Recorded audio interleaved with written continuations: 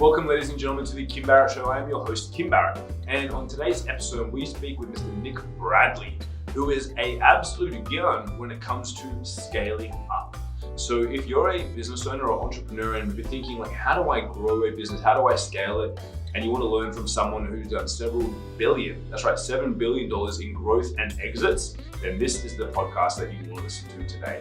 Make sure you grab a pen and paper. And if we can help you grow your business into those millies and billies through advertising, head over to marketingmogul.com.au. Well, we got your back, we got you covered. But until then, let's jump into the show.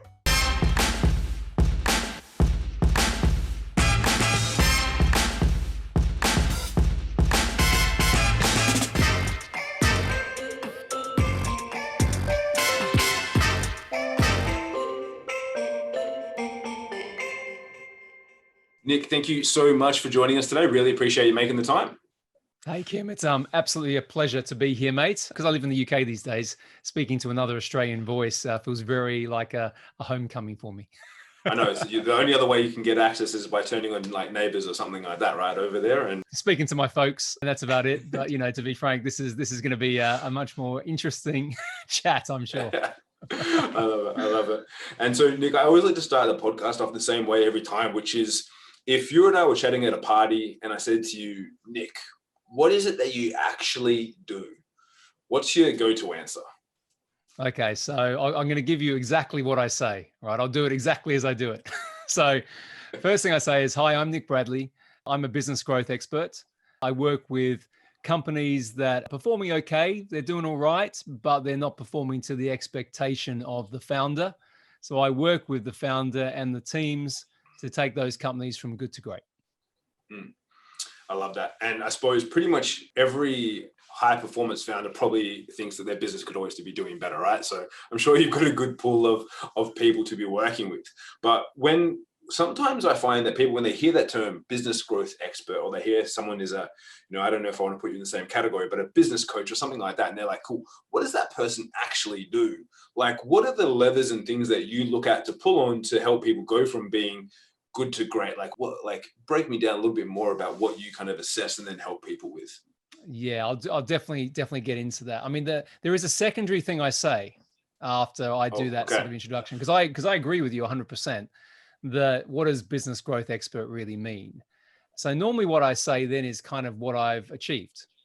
And this kind of grounds it for people because it's a little bit different. So I often then say over the last decade, I've built, bought and sold 22 businesses that have sold for a combined valuation of $5.2 billion. And I'm the host of the UK's #1 business podcast, which is called Scale Up Your Business, which has been ranked #1 on iTunes and Spotify with just over 200,000 downloads in 130 countries. You could argue that doesn't sound very humble, Nick, but us Australians, we tend to be pretty forthright. But the reason I say that after that first piece is because you're right. Everyone can be what's a business coach these days? Most people want the result and they want the impact. And that $5.2 billion worth of deals, if you like, or growing, scaling to that is a pretty full-on number. And I can unpack each of those deals. So, quite frankly, what it comes back to is I've spent 10 years or thereabouts in private equity as a turnaround guy. And I was going into investments that these private equity firms, these companies or these investment vehicles that go in and they buy under-leveraged businesses, and then they want to scale them up and then sell them for, usually a minimum 2 to 3 times what they paid. I was the guy, Kim, who would go into those companies and effectively take them from that position all the way through to an 8 to 9 figure exit. So what I do now really is I work with people who have got good businesses, as I said, and they're usually quite substantial. They're usually sort of generating sort of 7 figures in revenue as a minimum. But the ambition of the business owner, the founder, is to sell that business for 8 to 9 figures within a 3-year window. So that's what I focus on. So I don't just go in there and kick the tires on any type of business. I don't just go in there and fix the marketing or do that. I'm focused on the end game. And the way that we do that, to answer your question, is we focus on 6 categories, what we call 6 peaks of valuation. And we assess every business that we go into against those 6 peaks. I think that, that's such a good that you have that clarifier on the end, because these days, it seems like people can almost become a business coach or a business expert by, getting a certificate out of a cereal box. So it seems there like so many of them out there, and it's good to hear someone that's obviously had the success that you've had in doing that, and that clarifier I think is great. And if we actually met at a party, I'd probably spend the rest of the evening picking your brain on growing your podcast to number one and try and get all that insight out of you. But I want to make sure this is relevant for all our listeners out there, because they're probably not all. Well, the other, I mean, just to build on your comment quickly, and I didn't like this either, but coaching, if you call it coaching, right? And I tend to stay away from that term a little bit, just for about what I'm about to say, is that any man, his dog can be a coach. The problem with what's been going on with people losing jobs through kind of, global pandemics is that everyone kind of recreates themselves as a coach. It's the number one growing job title on LinkedIn by a huge margin. And someone said to me, and I hate this as well, but it's funny. Someone said to me the other day that coaching is the new name for the unemployed. So it kind of doesn't work on a lot of levels. So I do like to disassociate myself with that, because what I do is very different to any of those things. Mm. And so obviously you mentioned you come in and obviously taking a business from 7 figures to 8 or 9 as an exit is not really it's not an easy feat by any stretch of the imagination from what I could imagine from the outside kind of looking in. What if you were to collate all the deals that you've done and all the deals you've probably looked at over the years, is there one thing glaringly obvious that you see people when they're trying to scale up, they've gone, look, I want to scale up my business and grow towards an exit or something like that they're just doing glaringly wrong, and you're like, everyone seems to do this, like a couple of things wrongly when they're trying to grow. Maybe it's from an infrastructure perspective or something like that. Is there anything that you kind of notice as a commonality across all of the businesses that's maybe hindering them from that growth? Yeah, I mean, it is the question. It comes down to one very, very simple answer, and then there's some things I'll unpack as part of that answer. But people who are good at starting businesses, so really classic entrepreneurs, are not necessarily that good at scaling them. And the reason for that is it takes a very different skill set when you transition into what we call scale up, and I'll define that in a second. And it takes a very, very different mindset. And a lot of people ask me, what's the definition of scale up? And there's different ways of cutting this, but my favorite way of answering that question is it's the ability to do two things brilliantly: the ability to lead and build teams, and to work with process and structure. So 2 guys in a shed can create Google, but as soon as you have to have any more than say 12 to 15 employees in your business, then you have to change how you operate. And this is the big thing. A lot of people struggle with that transition of their identity as a leader, and that's where things start to go wrong. Now, that's not to say that the entrepreneur who's great at starting a business can't change how he comes across and leads and all those things to become great at scale up. But history will prove that lots of really big businesses that we see out there, a lot of times when that business is going through that transition, they have to bring other people in, sometimes even new CEOs who are good at that next part of the journey. I can probably agree myself, because I probably find I hit up against that wall myself as we're trying to grow. We've got about 12 people on the team here now, and I can see very easily how I could fall into those traits for sure. Yeah. From your experience seeing people in those positions, if someone is going through that stage and that process, have you seen anything to be really effective? Obviously, as you mentioned, like people bringing in team to be able to facilitate that, maybe a new CEO and whatnot. Is there anything that you've seen like dramatically affect the growth of that leader and, say, for example, CEO or founder, whoever it might be, that you've seen actually help them push through that, whether it be studying, learning, certain mentors, etc., that you've seen help people get through that stage? Yeah, and there is a bit of a kind of playbook to it, which increases the certainty around success. The first thing, and this is a mistake I made many years ago, because I had a pretty full-on corporate career, worked for News International for a long time under Rupert Murdoch. In fact, I was reporting into Lachlan Murdoch. Then I went into a media game overseas, a big business called Getty Images, which was my first private equity gig out of New York. And I struggled with asking for help when I had that. I had a pretty good corporate career, but it was always trying to figure it out myself. So the first thing I say is the entrepreneurs who make the transition, they need to have some level of help, whether that's a coach or a mentor, or they need to change the environment that they're changing their peer group. First and foremost, you're going to move more quickly if you bring in that specialized knowledge and experience. So that's the first piece. The second piece is we created, as I mentioned, a structure called the 6 Peaks of Value Creation. And that was effectively to provide a framework for entrepreneurs to grab onto so that they would have some level of precision to be able to make the transition. And it's not rocket science, any of this stuff, Kim, right? But, the first part of the 6 peaks, what we call peak 1, is purpose. But really that's defined as know where you are today, know the numbers of your business, know kind of how you're performing, know where you want to be. So that may be, as we said before, an 8 to 9 figure exit in 3 years. And then know why it matters that you want to take that journey. And you'd be so surprised, because that sounds so simple, right? Of course, everyone knows that. The number of times I ask those questions or unpack those questions when working with a client, and people go, I've never even thought about this. Or I did think about this at the beginning, but I've forgotten it. And as soon as they reconnect with that, all of a sudden they get a level of energy and a level of, again, I'll use the word precision around what needs to happen. And that starts to ignite the business on that next phase of growth.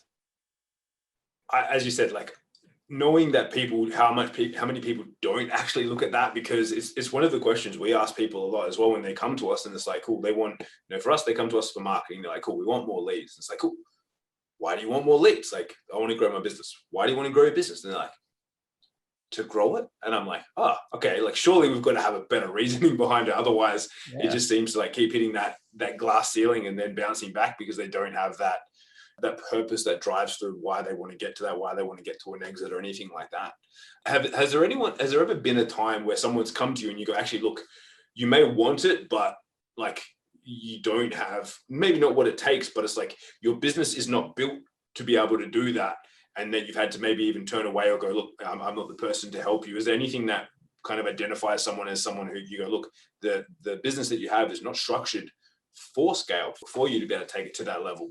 And what are some of the characteristics that might pop out in those scenarios? Yeah, I mean, the most important thing is that if someone has the ambition to create, as we say, significant value, so much value in a business that someone else wants to acquire it.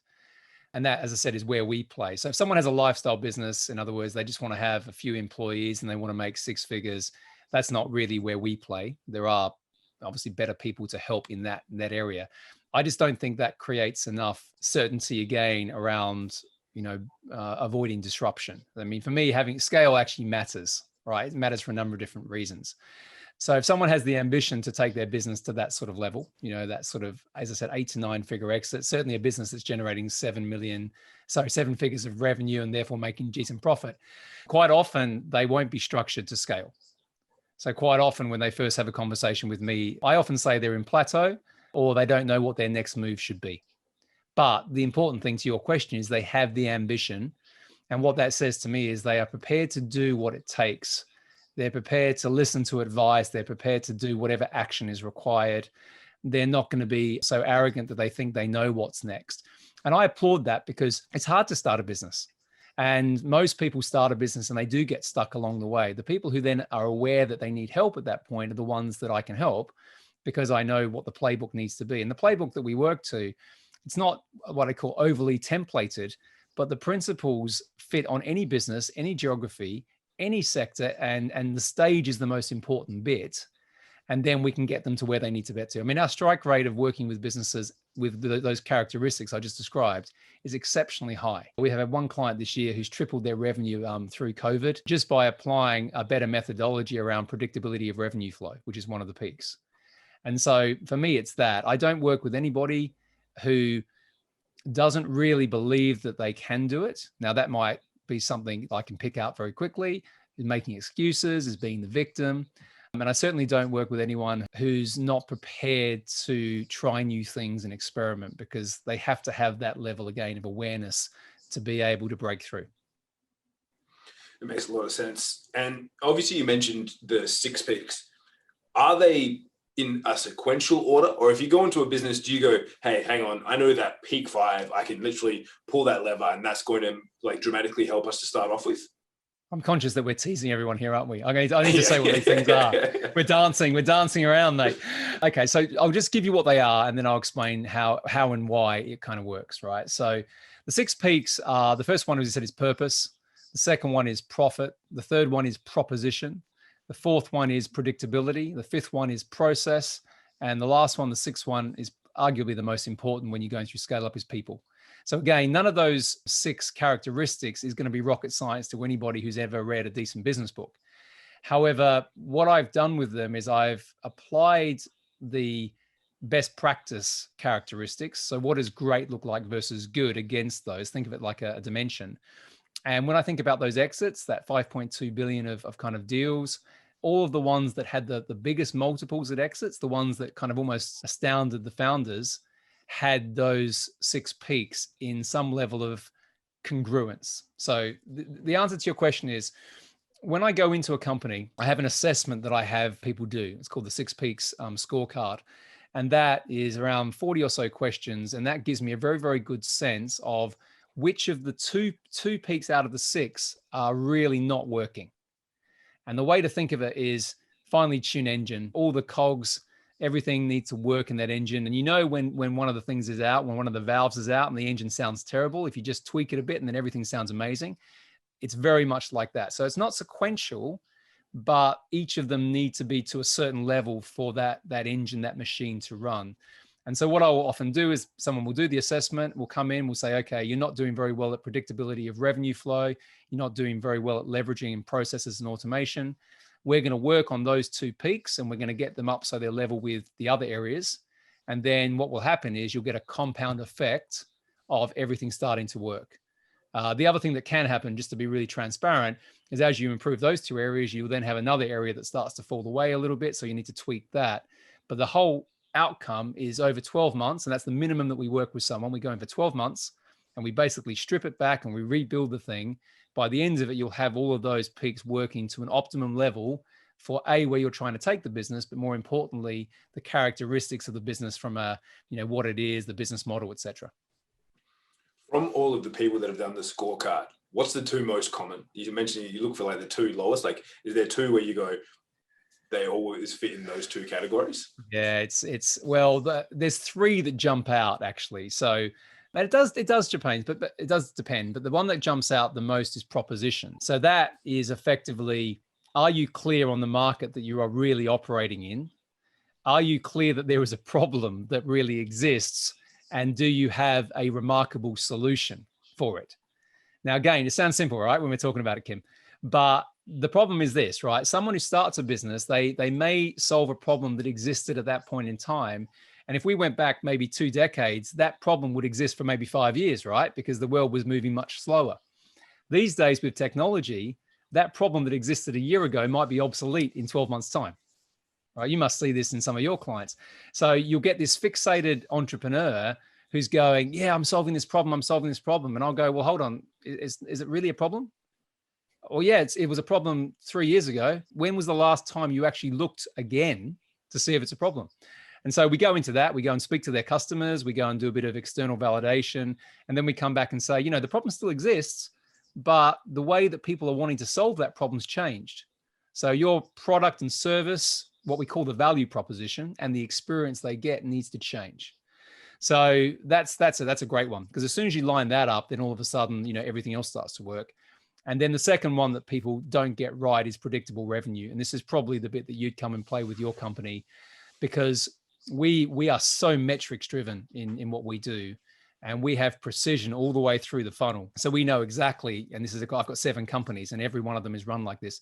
We know exactly where there is a bottleneck, and we have very, very clear ways of measuring all of that. So we have a thing called LAPS. So you might have a similar methodology. So it's leads, appointments, presentations, and sales. And we know on a monthly basis exactly what numbers need to sit against each of those 4 characteristics. And then, so we can say, we know that we want to close 5 deals a month. So they're 5 sort of 6-figure deals for what we do. And we know exactly how that's going to work. So it becomes extremely, as I said before, predictable. So they're the 2 that jump out probably the most. I have to say, it's like, especially when I speak to people, as you say, like, it's surprising how many, as you say, like, you would think it would be easy for people to be able to identify what they do in a marketplace, who's it for, and how it stands out. But it's surprisingly like a low number of people that can actually answer that question when it gets to it. So I'm not surprised that one jumps out for you as well. And now taking us down like a slightly different track, and just purely because I would be upset if I didn't ask. What do you put it down to for having your podcast be so highly rated? What do you reckon is the key to your podcast success growth? I knew you would want to ask this. On a podcast, okay, I have to ask it. You have to ask it, and there is value here, I think, for people listening as well, because I use the podcast as one of my strategies for driving everything in the top of funnel. So I often say, particularly to small and medium businesses, you're missing a massive opportunity right now if you don't have a personal brand or someone who's fronting the business, because people buy from people they know, like, and trust. And it's much more powerful to be able to create that rapport through a person-to-person connection than it is by trying to necessarily market your business. Effectively, this is what I've done. First and foremost, my podcast, Scale Up Your Business, is about everything you could think about in terms of business, right? So that's the boring piece. Like, every man and his dog can do a business podcast if they've had some level of success, probably working in business. But I do two other things. First and foremost, I tell my stories, warts and all. Some of them are difficult sometimes for people to hear as much as they are to say. But I want people to know what the reality is like when you're going through this journey. So I've had some great moments and I've had some really challenging moments, both personally, professionally. And I tell those stories because I want people to get the understanding that entrepreneurship is a roller coaster, and you've got to have broad shoulders to be able to do that. And not everyone can, not everyone's prepared to do it. And the other thing I do is I blend what I call the emotional state and the mindset that's required in business all the way through, because I'm a big believer that 70 to 80% of business success is how you approach it from your emotions, how you manage your emotional state, and how you manage the way you think about things. And if you have a practice, or you have some level of kind of goals around your own personal development, back to that identity as a leader, you are giving yourself so much more momentum to succeed. And because I talk about that, the warts and all stories, and again, all the different things I've done across everything, across that whole startup to scale up to exit model, people have gravitated to that because it just comes across in a differentiated way. Love that. I think that's so important, as you say, like when it comes to doing it, because a lot of people want to start a podcast and it's like, cool. Well, as you also, number one, have to know the purpose of it, but you've got to be able to give something that stands out, which is what I try my best to do here by just unpacking and not just being, I do solo episodes where I talk about marketing stuff, but not just talking about marketing and Facebook ads and whatnot, and going, cool, how can we like pull apart what successful people do in their businesses that everyone can do? So that's why I always like to run this podcast as well. And plus it's a good way to meet awesome people like you, Nick. So you can't, that's the other, you can't complain. There's a couple of other bits just to finish off on that, I think, which will help people. First and foremost, you're right. Having great conversations with fun and interesting people is the gift that you don't realize when you start.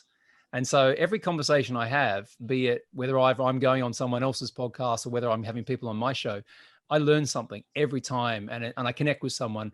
And I've done, I think now the latest count, I've done 5 really substantial business deals off the back of meeting on a podcast. I mean, well into 6 figures. One of them's close to 7 figures just off of meeting on a podcast, right? So that's the other thing that people don't say. And the other thing that I've done as well, back to kind of how do you make money from this? How does it become a commercial thing? So I balance it because I genuinely want to help people. It does make me feel good, and that helps with my own mental state. But I've also managed to be able to turn all that content that I'm doing into a very, very precise machine. So my podcast is populated and repurposed across multiple channels.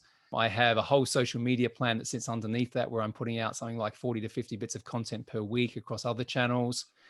And, we'll have someone listen to my podcast.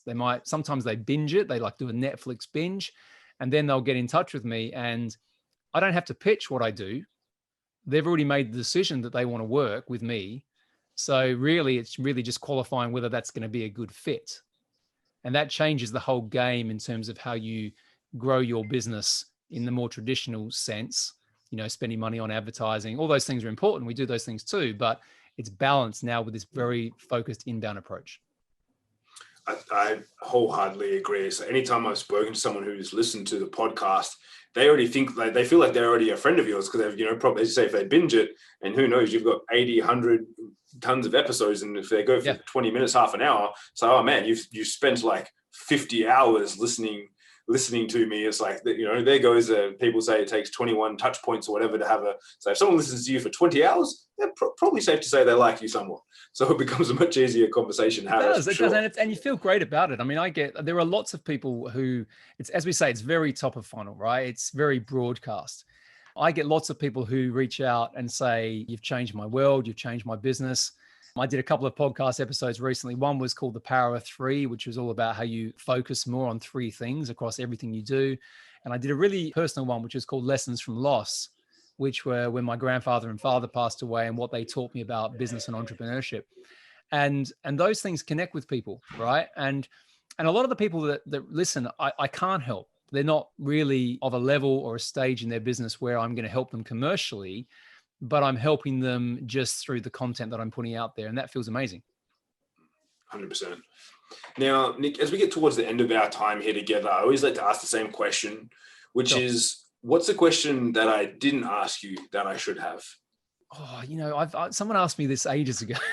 And one question you haven't asked me is what my biggest failure is. And the reason I think it's an interesting question, maybe a bit of an obvious question, is I think you can learn as much from failure or the perception of failure as you can from success. So we've talked about all the business success, but we haven't talked about that. So there you go. How's that one? Please, or fill me in. What's the biggest? That's the problem when I thought about that. Okay, I need to get better at this. Okay, so I'll give people this because I think this is probably one of the most powerful lessons I had. So I had a bit of a breakdown 5 or so years ago before I pivoted into what I'm doing now. So as I said, I've got a number of companies and I've got, a whole heap of really great things going on, and I'm hugely grateful for that. But what happened was, and I alluded to it, whereby I chose a pathway in my early 20s, which was to go into the world of employment. And I chose that pathway because everyone in my family had told me that you have to have a job to be successful. And if you're an entrepreneur, there was too much risk.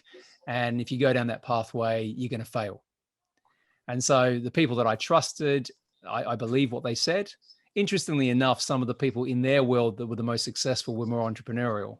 But I started my first business when I was 18, sold it when I was 22 as a personal training business back in Adelaide, South Australia. And I kind of gave up on this entrepreneurial spark to go through what was about 15 to 20 years of corporate. And I spent those years in massive frustration. I was successful because I was bullish and a bit of an ass and really direct, but I was a frustrated entrepreneur. And it culminated with this breakdown where I was just pushing everything so hard that I was so focused on trying to, be resentful to the choices I'd made, that I was showing up as a pretty poor husband and father. And I eventually started getting sacked from all these private equity jobs. I had some good successes, but I kept getting sacked because I was effectively telling the chairman to go stuff himself. And anyway, long story short, but the failure of this and the epiphany of this is this. I think we all know what we're meant to do intrinsically, right? We all feel if we're on the right path. So if you're going through something and you might not be having the greatest amount of success, but you know that you're on the right path, you still feel congruent with your values. And for years, I wasn't doing that. And so my biggest failure was not recognizing that earlier and maybe not trusting myself and believing in myself enough to go down the pathway I'm doing now. The good part of that story is that I did find it at an age which was not debilitating. It was in my early 40s. I hazard to think what I would be like if I hadn't been brave enough to face that choice and that decision in my 60s or 70s, because I think that's where you start to look back with regret because the time may not be there that you had in the beginning. So I share that with you as a failure, even though obviously it's ended up pretty good, because I think there'll probably be people listening to this today who are in that boat. They're in a job, they hate it, they're thinking there's no way out. They're probably drinking too much and doing other stuff to repress it. My advice to you is you need to face this head on, because actually jumping into that fear might be the best thing you ever do. And that's a pretty good and nice way to wrap things up there. There's a great insight from that as well. As you say, it's amazing when you can pick that up early rather than waiting to the times when you look back and in the future, potentially you could have regrets around that. So there's a good key takeaway for everyone there as well. Now, Nick, if everyone's gone, look, I kind of like this Nick guy and I like what he's about, where's the best place for people to connect with you online? You obviously mentioned your podcast, which we'll link to. Where's the best place for people to find out more about what you're up to? Yeah, so a couple of different things. So a couple of resources for people if they want to do that. So the podcast, obviously, they can find that. It's on all the outlets. Just look up Scale Up Your Business and my name. We have a group on Facebook, a community there, which is around 3,000 at the moment and growing. And it's a really nice, I'm very conscious that I don't make that a spam fest. If people have questions they want to ask the group, then the whole community is helping. But if they want to find me personally, they can come to our website, which is SUYB, so scaleupyourbusiness.global. We even have that 6 Peaks scorecard on there if someone has a business they want to put through the ringer and those questions.